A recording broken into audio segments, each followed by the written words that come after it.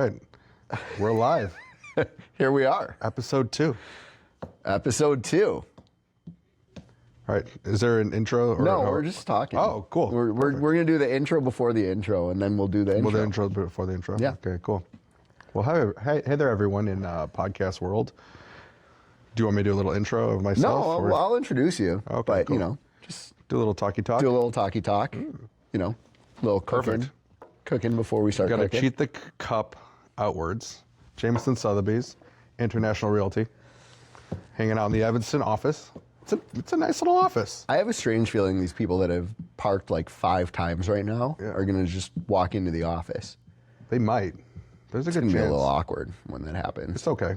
So, We're going to let it happen, and then we're just going to cruise yeah. because this is live. No, this is It's great. not live, but it's, this is life, I should say. It is life, Yes. and I think we should just get started. Yeah, so let's go. welcome to episode 2 of Windy City Unlocked. I'm Justin Greenberg, host of Windy City Unlocked. I'm talking we're unlocking the Windy City. We're unlocking This is it. the wrong intro. We're taking the keys and unlocking the Windy City. We're going to start that over. Welcome to episode 2 of Unlocking the Windy City podcast. I'm Justin Greenberg, longtime real estate agent and host of the TV show Windy City Unlocked. Yep. Now we got that right.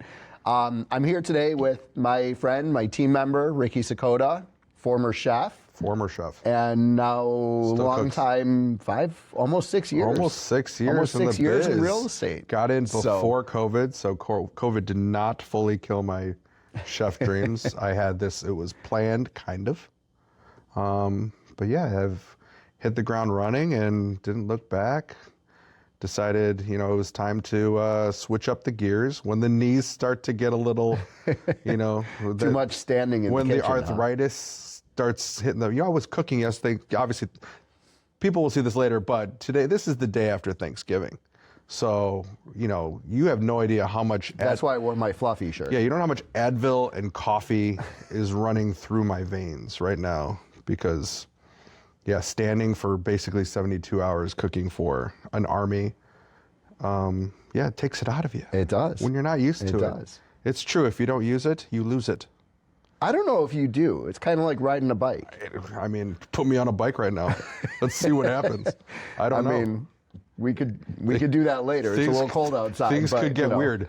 Things could get weird.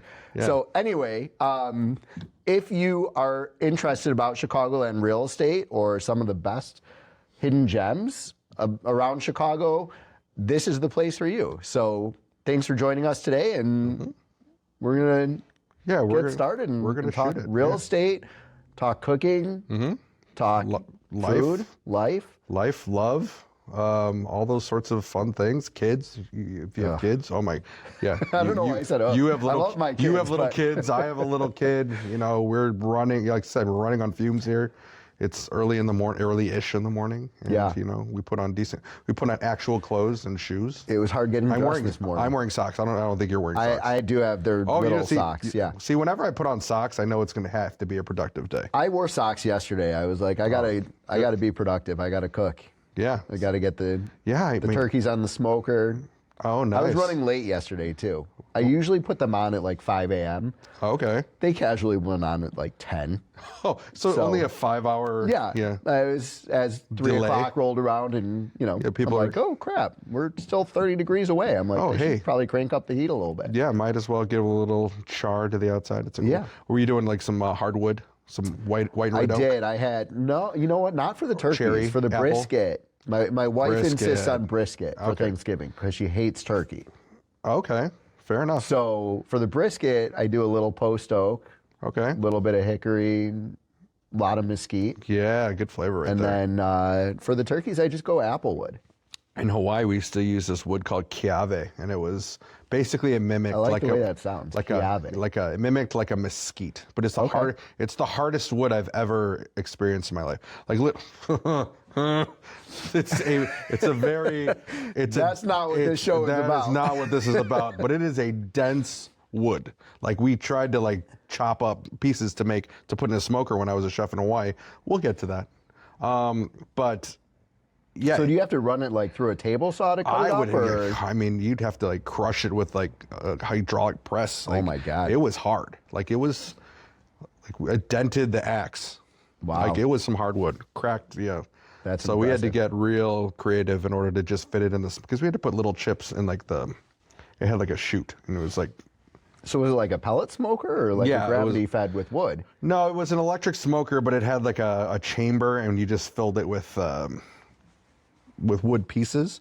But you had to fit them, like there was a lid, so it had to fit in there. And they were chunks of wood, and we're just basically like chipping them off just so we could get some wood flavor in there. It was crazy. Yeah. Yeah. I've never even heard of that. Kiave wood, yeah. It's very well known in Hawaii.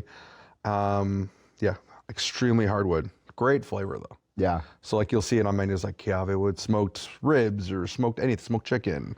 We used to smoke butter. Smoked butter. We smoked butter. We smoked water because why not? I mean, why not? You smoked the water. We smoked everything. Interesting. Yeah. So, all right. So let's talk about this. Sure. So, how many years were you a chef? I was a chef for 15 years. I'm a graduate of Kendall College. I have my culinary degree. I also have a food science degree from the University of Illinois, U of I, Champaign. So you knew growing up, Mm-hmm.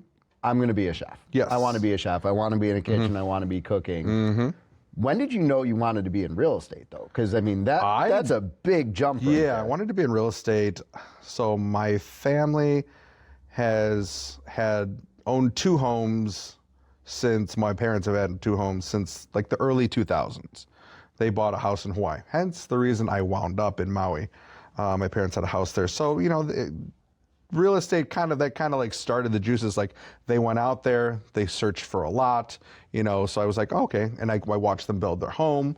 I got to, not to be part of the decision making, but like, be a party to it. And I was like, this is cool. This is interesting. And, years progress, and, that house that they built, is now worth like 4 times what they paid for it. Yeah. And I was just like, ooh, that's pretty interesting.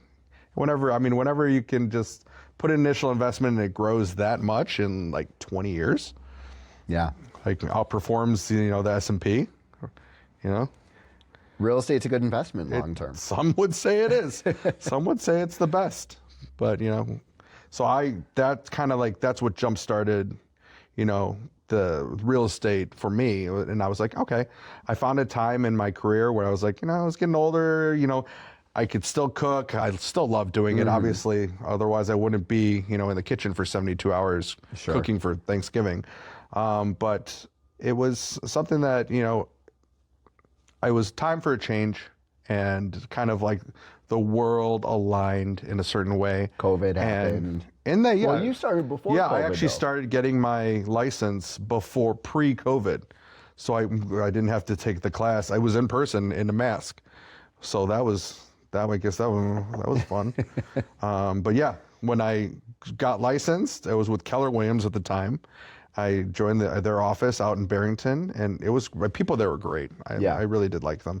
And February of 2020, I think that was it. And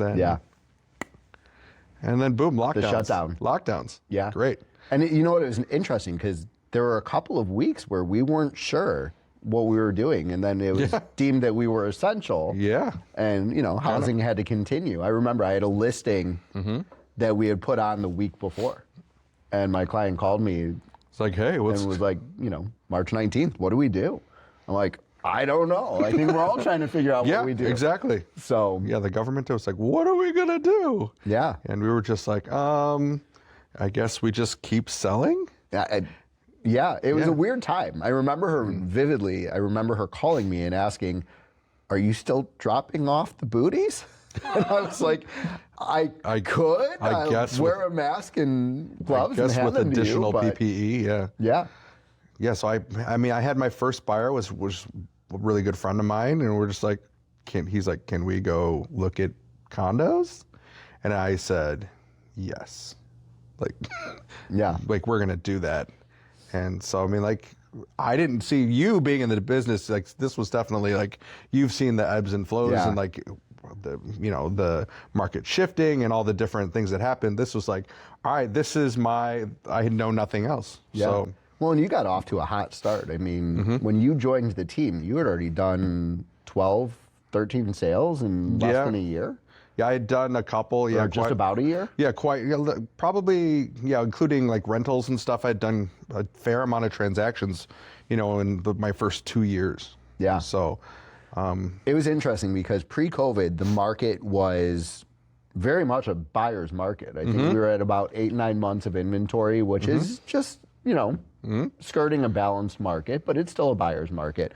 And then COVID happened, and it's like, all of a sudden, properties are selling in 2 seconds. Crazy. You have multiple offers. Yes. We had things that I've never seen in my career because I started 07 right after the market started to take a dive. So this was like the second gigantic shift for you. Yeah. Essentially, because we bought our house in 2016. So we bought in the buyer's. I dragged my agent. Shout out to Matt Deal. We dragged poor Matt through maybe 80 showings. God bless him. But that was the norm back then. Yeah, it was just like, hey, there's this house popped up. Hey, is this house? Right. Yeah, it was just like, yeah, we're on the MLS. We're getting the real-time updates, and we're like, let's go see this house. And it was just like, yeah, there was so many houses. Yeah. Yeah, and they were priced decently, and the rates were in the 3s. It was not in 2016. Yeah, I got a 3.5, and I never refied. You didn't refi? I never refied. Wow. Where'd they steal that rate from? Oh, you know what? G-rate. Okay. The guarantee. Okay. They guaranteed it. Okay. Yes. Yes, indeed. So that was, we got our house. So that's the market I knew was just like, yeah, there's houses everywhere. Yeah. Well, you could think about it for a week, 2 weeks. Exactly. And come back for a second look, bring both sets of parents. Oh yeah, bring everybody. Yeah. How many people are showing up for the show? Oh, there's 9 people. Yeah, take them through the house. Right. Yeah, touch everything. Well, no, not after COVID. Not after COVID. Don't touch anything. But pre-COVID, this was like, it was the Wild West. Yeah. And then COVID happened, and it was just like, all right, one person at a time. For sure. You have to be fully masked. You have to have gloves on. I had sanitizer in a holster. Like it was wild. I remember we ordered hand sanitizers for our listings, and we had one in every listing, and you had signs everywhere. Don't touch anything. Make sure you have gloves on. Exactly. Like only 3 people in the house at a time. You can't have the whole family. Yeah, goodness. Your agent might have to stand outside while one person comes in. Exactly. And then like if people if you had kids, you're just like, don't leave the kid in the car. Right. Like, but it was. Isn't that funny? Like that used to be, you couldn't leave the kids in the car. Yeah. Then COVID happened. They're like, leave the kids in the car. Leave everybody in the car. Leave everyone crack in the a car. window. Is that a Bichon Frise? No, that's my son. Okay, cool. Well, no, you can't leave the dog in the car. Definitely not leave the dog. If you leave the dog in the car, you're going to get arrested. But if you leave the kid in the car, you're okay because it's COVID. Yeah, you're going to be on YouTube, 100%. Don't leave the dog in. This is not Walmart parking lot. Okay? No. No offense to Walmart parking lot. So, Ricky, I love Walmart. Yeah, for sure. Talk about some of the similarities and differences. Sure. Because, obviously a kitchen and real estate are not the same thing. So I think what helped me is I came from a hospitality background. So what does that mean? That means that I'm going to break my back for my clients, for my customers. I'm going to do whatever I can to make sure whoever I'm working with is happy. Now, does that always happen? Are they always happy? No, not everyone's the same. But the vast majority of the time, I'm going to do what I can to make sure that if I am getting money from you for a service, that you are happy with my service. And I think, 90 to 95% of the time, maybe more, I think they are. And so that's my basis. It was just like, listen, I'm going to do what I can for you. If you ask this of me, I'm going to try to shoot, under promise and over deliver. That was basically that's how I tried to live my life, quarter mile at a time. And I think that's a good, valuable lesson. That's one of the similarities between us is that's how I built my career was, always trying to go that extra mile. If someone says, you know what, get me this house for $400, I'm going to do everything I can to get it for $390. Sure. because that's how I had to prove my value too. I mean, that was when I started, it was the same thing. It was super competitive. Right. There were a lot of agents. There were a lot of experienced agents, and I was the 22-year-old kid that came in. And we were Right. talking about this before we sat down. A lot of experienced agents will bully that new agent. Oh, 100%. And will try and take advantage of your inexperience. Yeah, your greenness. Yeah, we were talking about this for a little bit, but I'm like one of my second or third deals. Yeah, I was a list agent, and the buyer's agent comes in at 8:30 at night on a Sunday, and it's just like, have your client sign this deal. Like, this is a good deal. I was like, well, it's under list, and we've been live this is the first weekend. Like, we went live on Friday. Yeah. And it's Sunday, and it's not what we're listed for, and they don't want to take it. So let's do a little negotiating. She's like, no, have them sign it. Like, it's 8:30. Like, we have time. So I was like, So I got on my phone with my coach, and I was like, what do I do? This agent's bullying me. And I was like, it went from, I was in the kitchen, I was a chef, like I commanded my kitchen. And so I felt like super comfortable. Yeah. Standing behind a fire and cranking out plates and having people be loud and servers and managers and customers coming around me. And then I was in this new position, and I was just like, I don't know what to do. Yeah. And it's a scary feeling. Whenever you switch careers, it's always scary. It's the unknown. See, I don't know, because this is what I've always done. Yeah, which is amazing. But you still go That's why I'm through on this those team. trials and tribulations. Yeah. I appreciate that. Yeah. What are some of the big differences? Because you were leading a team in the kitchen. Yeah. You're the guy. You're the executive chef. People come in, and they have to show you respect. Right. And now you come into an industry where these veterans have been in the business 30, 40, 70 years, some of them. I do know some 90-year-old plus realtors. Yeah. I mean, how do you handle that transition? And you handled it pretty well. I mean, you had a lot of success early. Trying, yeah. I mean, the thing is, like, you have to go in with a lot of humility. It's like you got to go in not knowing, like, because coming from an environment where like you feel like you know everything, and then you just like switch gears and you're like, okay, now I'm doing this. I think you always have to be curious. So I'm like the type of person, like, if I want to tackle a new task or like maybe take on a new hobby, like I always go in like clean slate, like blank slate, like I want to just learn.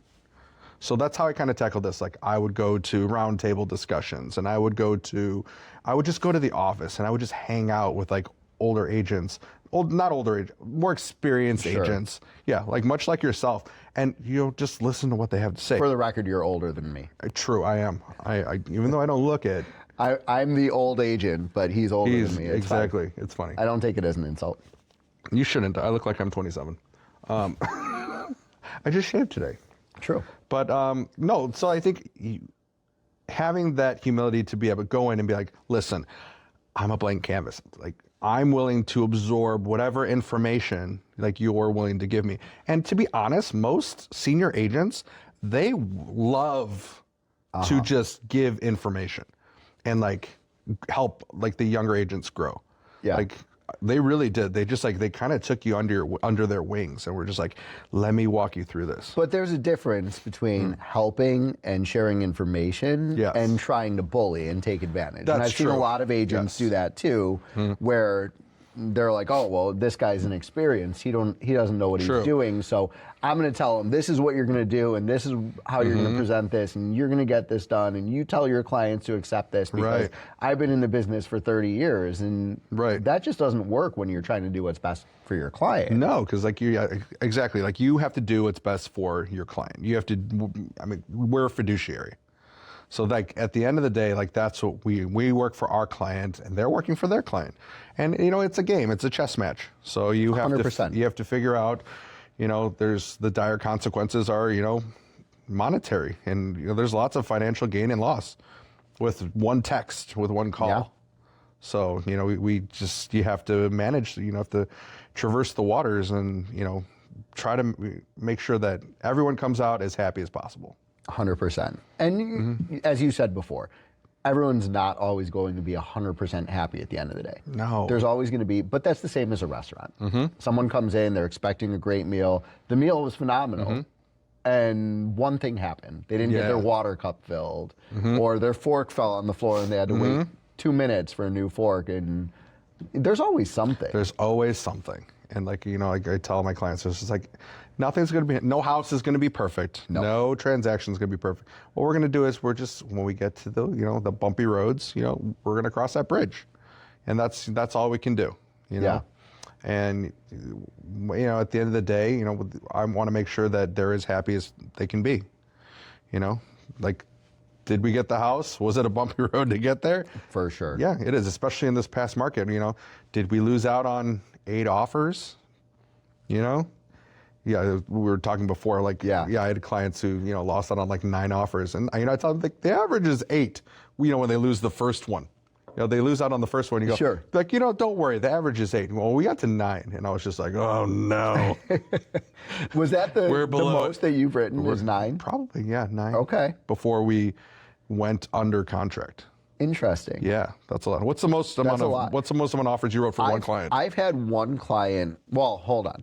Depends which client, because I had one client you're aware of. I had one client who went under contract 9 times. I would say under contract 9 times. Under contract 9 times. But I've had one client, I think the most offers besides that client, because we definitely wrote some that we didn't win.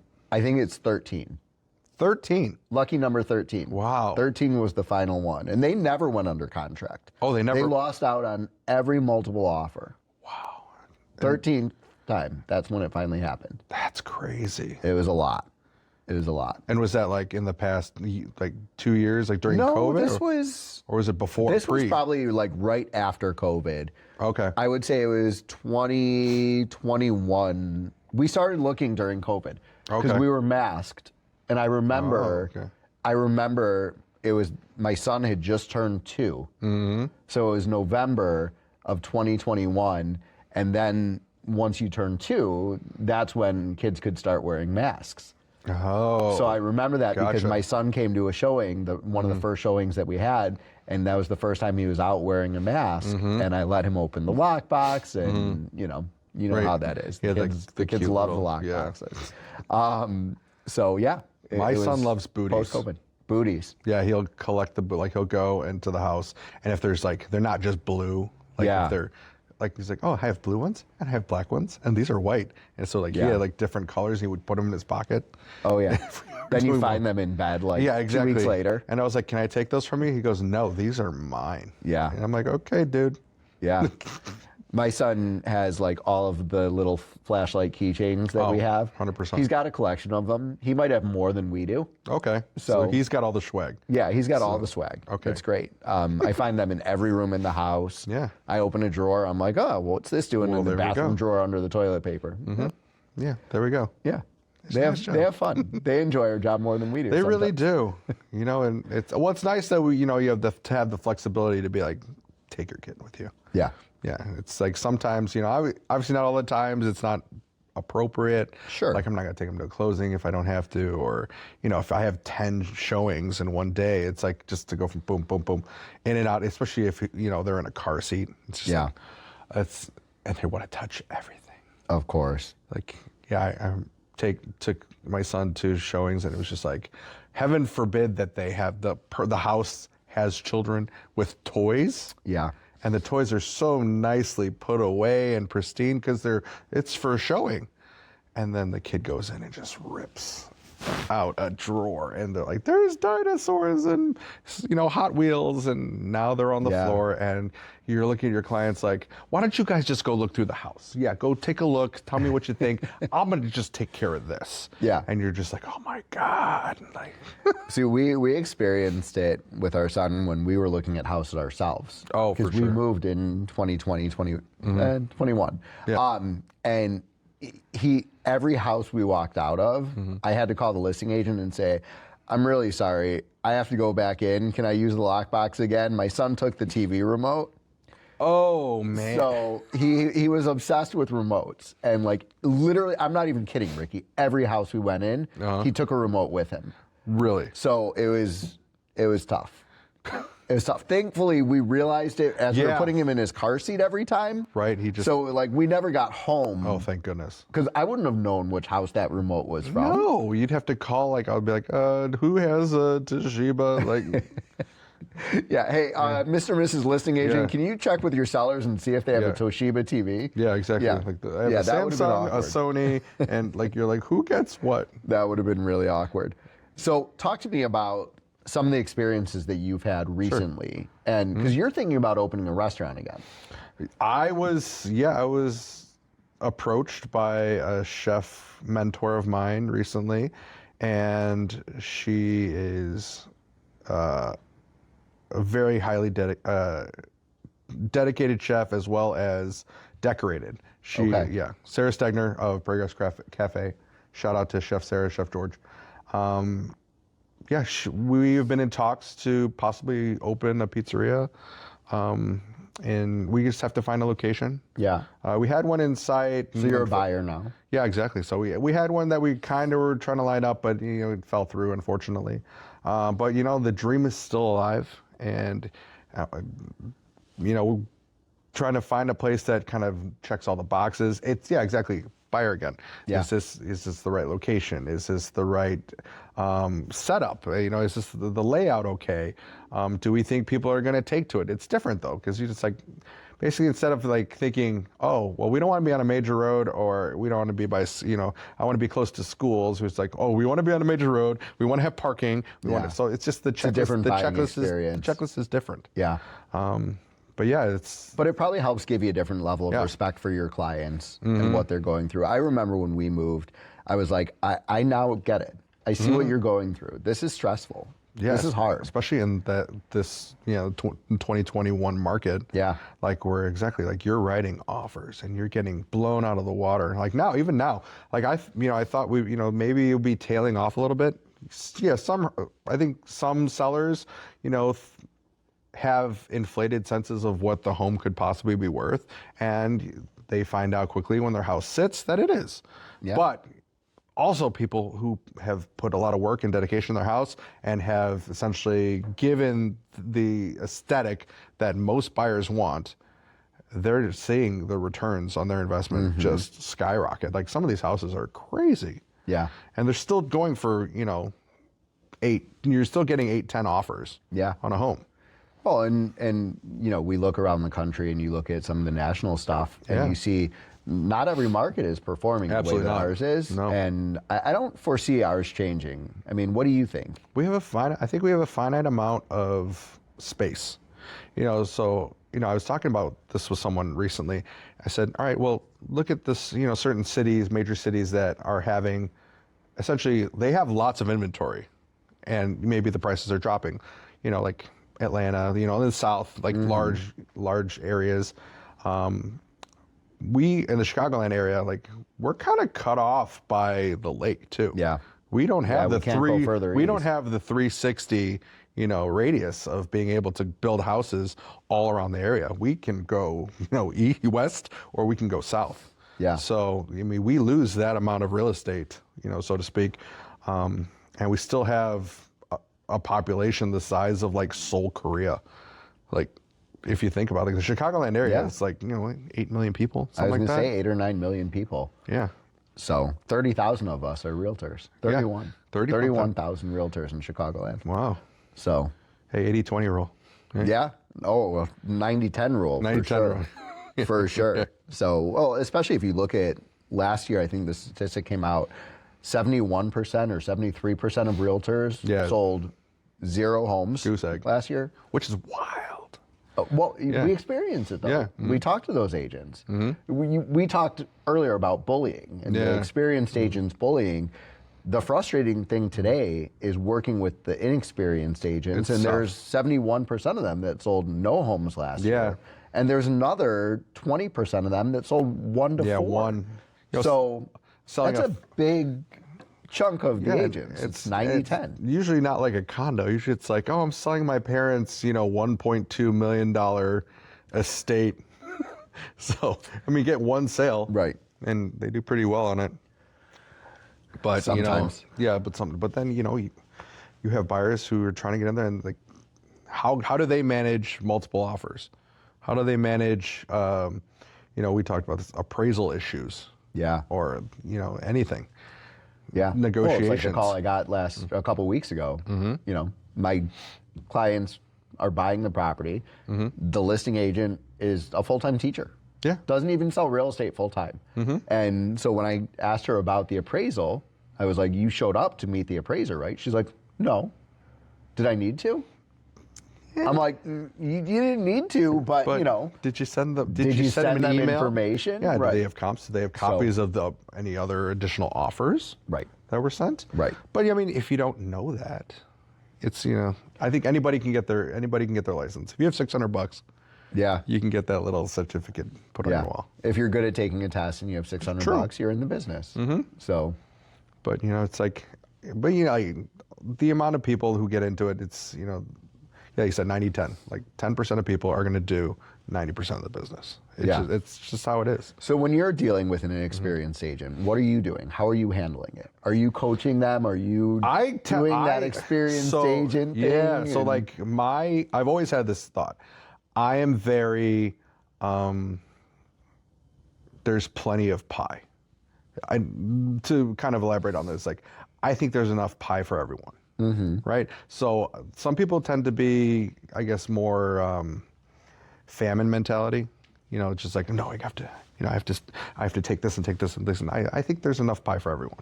So having said that, when I approach a new agent, or if I'm doing a deal with a newer agent, I tend to be more nurturing, or I try to be. Yeah.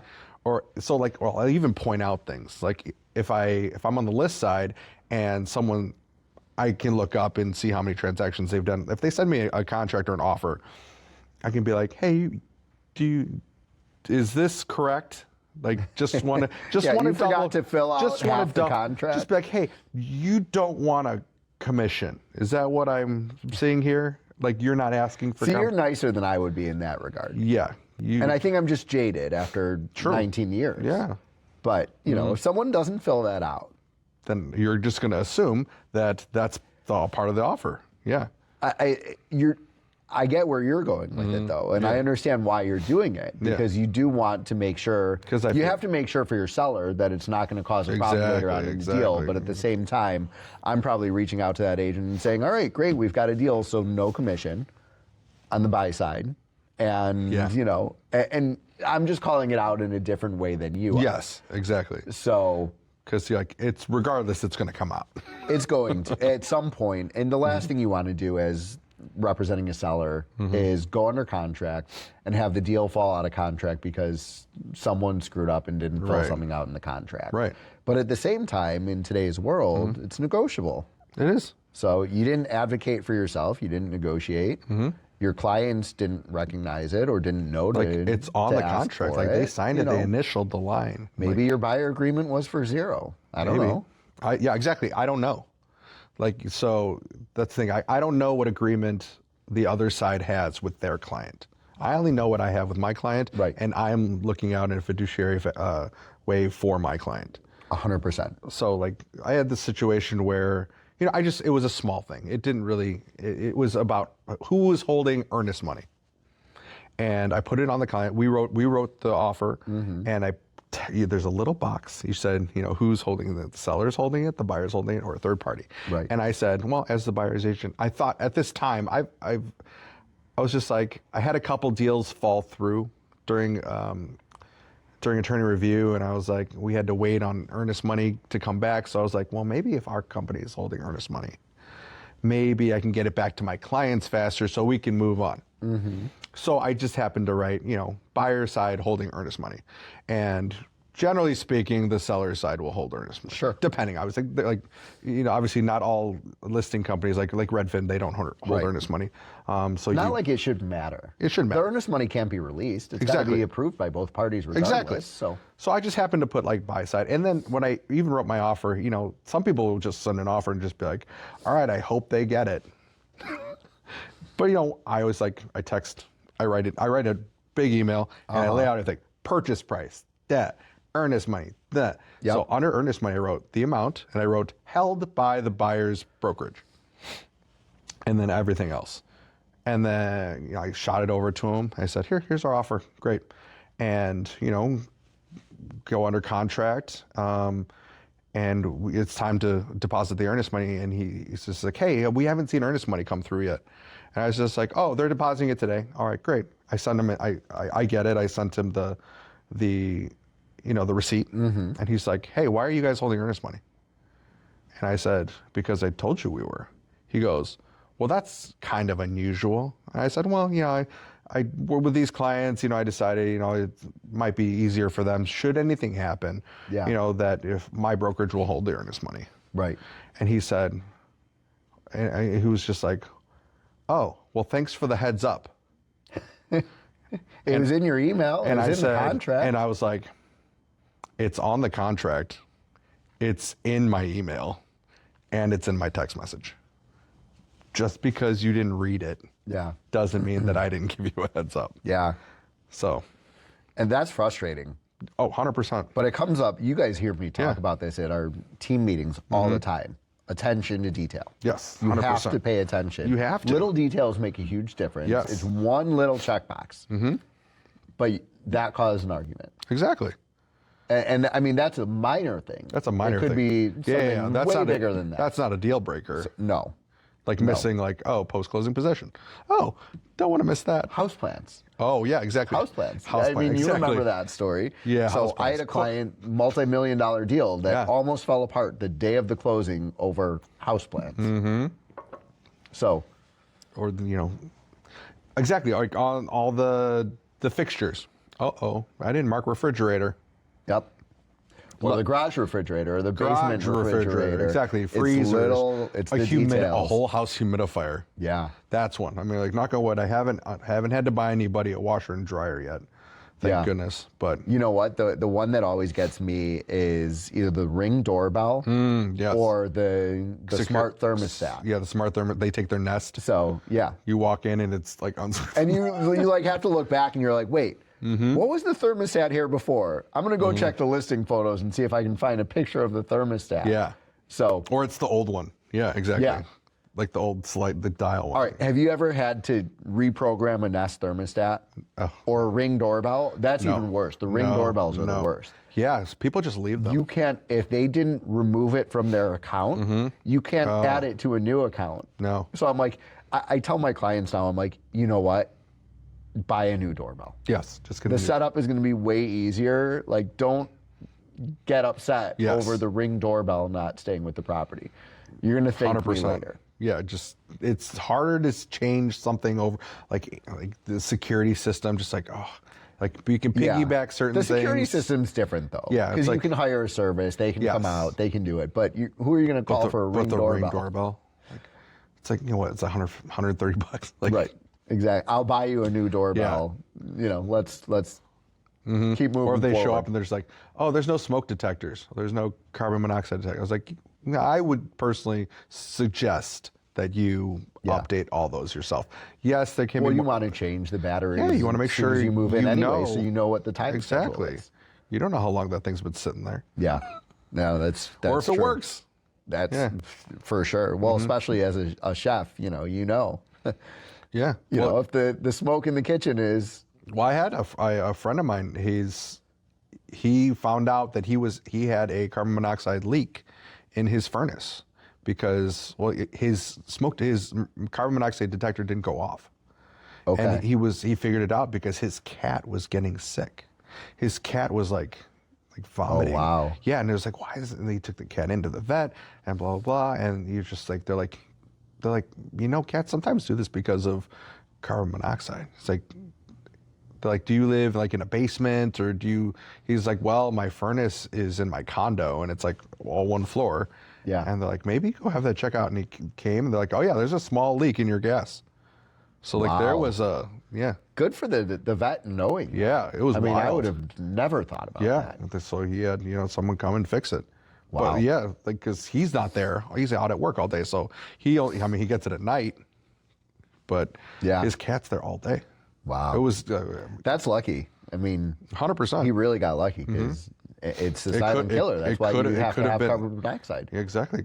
Could have been. Or detectors, not. Yeah, You don't want to well, have. yeah, you don't want to have carbon monoxide. You don't want to have carbon the detectors. monoxide. But, Yeah. So Yeah. Same with like radon too. It's just like you don't know. yeah, no, it's true. You definitely don't know. All right, so Ricky, being a chef, Yes. being a realtor, still being involved in kitchens and aspirations of potentially a new one. Little bit. Yeah. What are some of your favorite places in Chicago? Oh, okay. Here we go. I was waiting for this. I have some like old spots that I've always run to. So I'm a suburb kid. Like I always have been. So I tend to gravitate that way. But when I was working in the city, I loved to go in like anywhere off like Fulton Market or like Randolph Street. So like I loved Publican. Okay. Like that was back when my single days, like that was a great date spot for me. My favorite thing about Publican is their bacon. Yo, the thick The slab. thick slab bacon. It's so good. Yeah. So good. Yeah. That's one of the great spots. We could spend an entire podcast talking about bacon. Ooh, I get the little, well, no, like the little saloon doors that they have. Like, oh, those are cool. Yeah, we should. Yeah, next podcast we'll find a good restaurant. Oh, for sure. Hang out in the basement of like Momotaro or something like that. Yeah, there's just a lot of really good places. Like, you want a good sandwich? I like going to, let's see, Tempesta Market. Have you ever been there? No. Oh, such a good spot, like Italian style. Like they do, like they make their own andouille. They actually just opened. You've heard of Volo Quality Meats? Same. I think it's the same owner. Okay. But they like have the Tempesta stuff up there, up in Volo of all places. Okay. I stumbled upon that coming out of the car museum.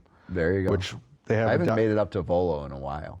Yeah, it's up there. There's a great breakfast place there too. The best biscuits and gravy I've ever had. In Volo. Really? It's like right by Stonewall Orchard, probably a mile away, 5-minute drive. Off of Gilmer there? It's not off of Gilmore. It's off of 12, and of course I can't think of the name of the place. It's like a little, it looks like an old farmhouse. Really? And it's in the basement. There's a breakfast restaurant there. We used to go there when I played Stonewall a lot. We would go there. I love Stonewall Orchard. It's a great golf I was course. like, we could talk about golf later too. Yeah. I'm a golfer. Yeah. Obviously, Yeah, you know. so- So yeah, that's another great place. All right, so Publican, what's your absolute favorite though? I don't know if I have an absolute. It's hard to do that. It's hard Like, as a who's your chef. favorite band? Like, what's your favorite movie? It's like it's hard for me to like dial it down. Yeah. I just I have these go-tos like that I really enjoy. I mean, one of my favorite restaurants. I mean, not solely because like my buddy owns it, but it's By and Co. in Ravenswood. It's so freaking good. Like, so he's Filipino, and his wife is Cuban, and they have this beautiful like dance between the two cultures and their food, and they just melted together, like their ropa vieja and their beans and rice, and then he has like, his lumpia and just everything. It's so good, and he just opened a diner next door, so you can have like the favorites there, and it's more casual, and then the original By and Co. is like more fine dining, like tasting menu, and he's just like super dialed in. But the food, They're a Michelin star restaurant. they're aren't they? Bib Gourmand. I think. Okay. Yeah. So, but it is so good.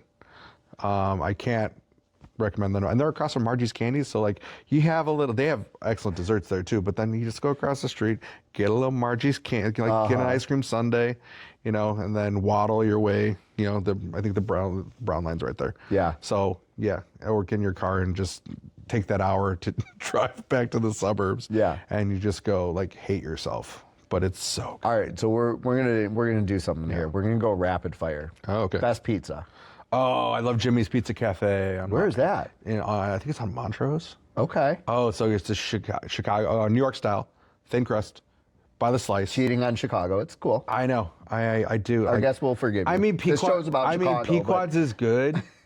I mean, it's in Chicago. Yeah. But like, so like Pequod's is good, but like, if I'm like really wanting to like get a slice, Jimmy's Pizza Cafe. Okay. I love it. All right. Sushi. Sushi, I like. You might be able to tell, like, I'm kind of an all-you-can-eat sushi guy. I'm more of a.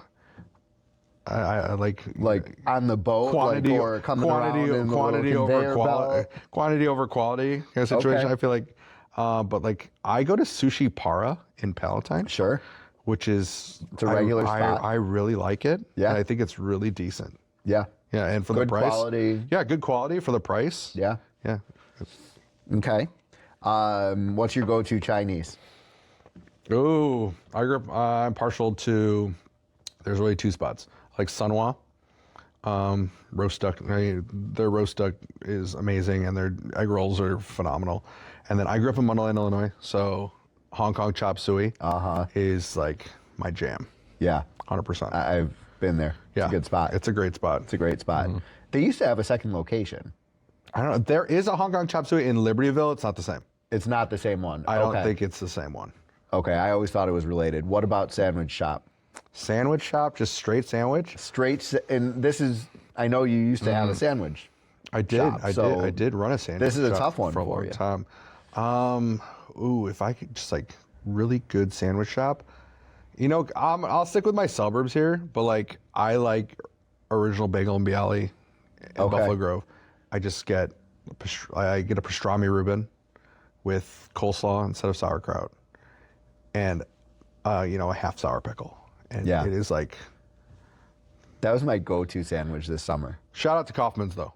Kaufman's is amazing. Kaufman's. Yeah, Like that was like what kind of broke me Yeah. into, the deli. I was going to say, that was going to be my next question is Yes. deli. Yeah, deli. So, Kaufman's. but you hit on like the pastrami Reuben Oh my with gosh. coleslaw instead of sauerkraut. That was all summer long. Maybe a That was schmear, my maybe go-to. Maybe a little chicken liver. Yeah. Mousse. No, I could do. I without like that. it too. I ordered a sandwich once at Kaufman's, and they said, "Who taught you how to order like that?" I said, "My bubby." There you go. How'd they react? He just laughed. That's awesome.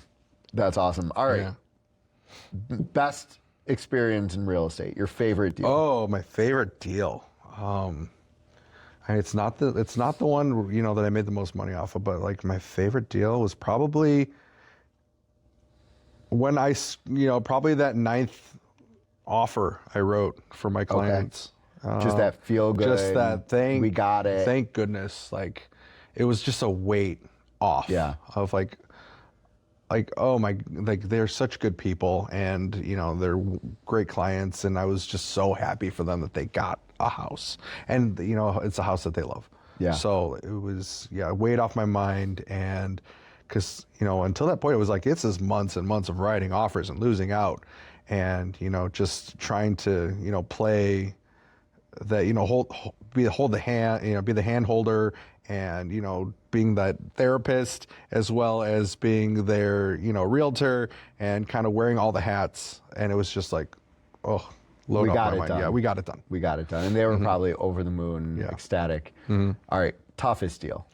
Toughest deal was probably my current listing that hasn't gone under. My current listing. It's just tough, and we're really pushing. We're just trying to do whatever I can to get eyes on it, and it's unfortunately we're just not getting the traction that we need. It's a unique house. It is. It's a very unique house. It's a very unique setup, and it's tough. It's tough. It's in a great neighborhood. It's in Elmhurst, but it's just we haven't had. We say it only takes one. It takes one buyer. It does only take one, Right. but sometimes you need to get the right one. Exactly. When it's a challenging house like that, and it's been on the market. I mean, you're the 4th realtor. Yeah. That's what makes it even harder. So it's been out there. It's been exposed. Yeah. So,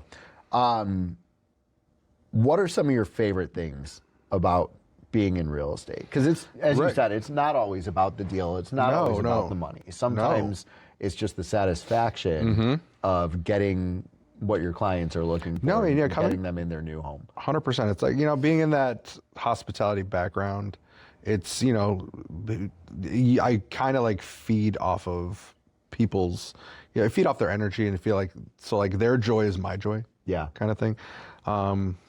So like, like kind of like a soul sucker, in not so, pleasant terms, but, just that is definitely, I like to help people. I like to be that conduit between like helping someone maneuver a market, because like I feel like most of my friends and family and client, a lot of them have purchased houses before, and they've gone through the the rigmarole of working with a realtor and finding, but maybe something happened that they decided to switch over to me because they have bought a house before. They did work with a realtor. Sure. What made them decide to work with me instead of maybe going back to that person, maybe shopping around? I like to think it's my shining personality and the fact that I give excellent gifts. But I really do, particularly for good people, I love like showing up and just over delivering for them. Yeah. It's just like it. Well, and that shows. I mean, you've had a lot of success. You've had people who have switched over from other realtors that are working with you now. Even the listing that you're having a hard time with, they worked with 4 other realtors, and now or 3 other realtors, and now you're the 4th.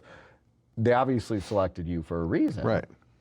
So, you hear the data all the time. People talk about it. Many people at home may not even know this, but 86% of agents or 86% of consumers will not use the same agent that they worked with the last time, True. even though they said after the transaction that they would. Right. Well, why is that? Right. They stop keeping in touch. Exactly. It's like you're not making the touches. Stop showing up. They stop providing value.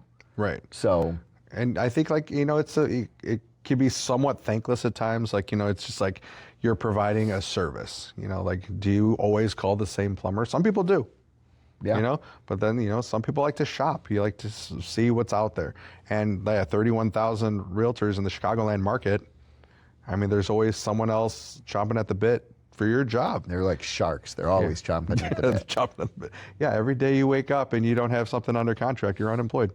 Yeah. No, it's true. And you told me that. So I mean, I like to take a moment just to be like, Justin, like the past, I think this is what, my 3rd year, maybe my 4th year. No, you joined in on the team? Yeah, my team. No, I would it's say been longer than that. Has it been 4? I think it's been You 4 joined, years. you were a year in the business. That's it? Oh. I feel like I was with Keller for longer. Maybe. I don't I'm know. trying to think, because you were the 2nd agent on the team after Beth. Yeah, Beth was the first. Well, there was other people, but they kind of. yeah. But the newest iteration of the team was like definitely Beth was the first. I feel like it was like shortly after Beth. Really? I think you were time flies. mid 2021. I know. Yeah, time flies when you have fun.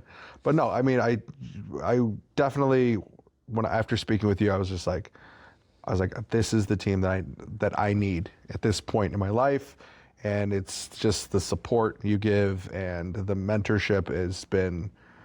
I can't. Blush. What like I could never pay you back for that. That's awesome. And I appreciate you being on the team and being a supporter and working in the same direction. For sure. I mean, it's absolutely everything we do is a team effort. 100%. It's a collaboration. We talked a lot on the first episode about collaboration. We collaborate with each other. We have a group text going all the time. We have fun. I think we have fun. Right. I hope we have fun. It's like it's like a family. It's like like Carrie's and I are part of the team. Like your kids and your in-laws, your parents. Like at our events, like everyone's there. Yeah.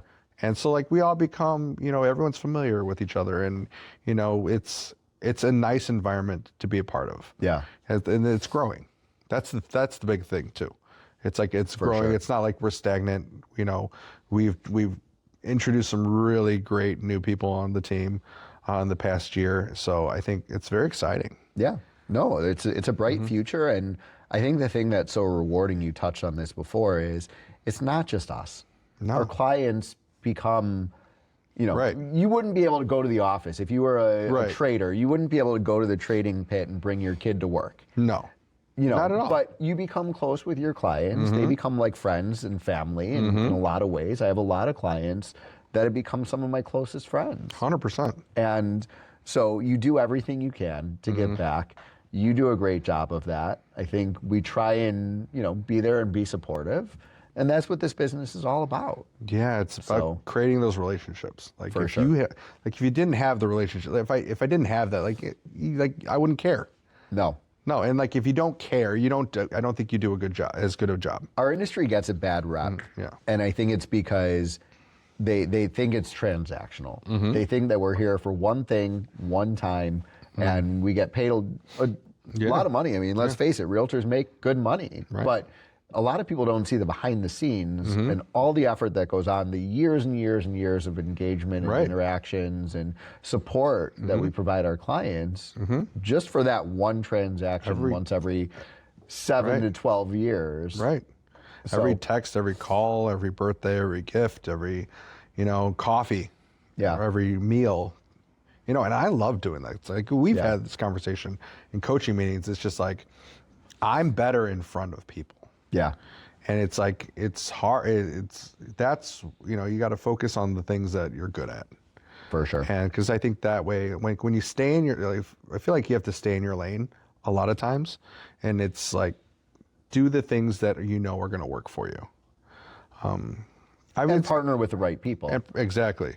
It's like, and then be smart enough to know when things aren't working out, maybe you need to sever ties in certain places, or, there's, you have know when to call it quits at certain points too. Like, I'm sure you've had to fire clients before. 100%. 100%. Yeah. So, well, I think that's a great segue into wrapping up our episode today. So, Ricky, thank you for joining me and please having a fun conversation. It's my pleasure. Thank you to all of our viewers for tuning in and watching again. If you like what you saw and you got some value out of this, please subscribe and check out some of our social channels at Just Call Justin or JG Group Chicago. Again, thanks for joining Unlocking the Windy City, and click that subscribe button and follow us for the next episode. We got some exciting guests coming on and some fun stuff that we're talking about. So, episode 2 in the books. In the books. Nice.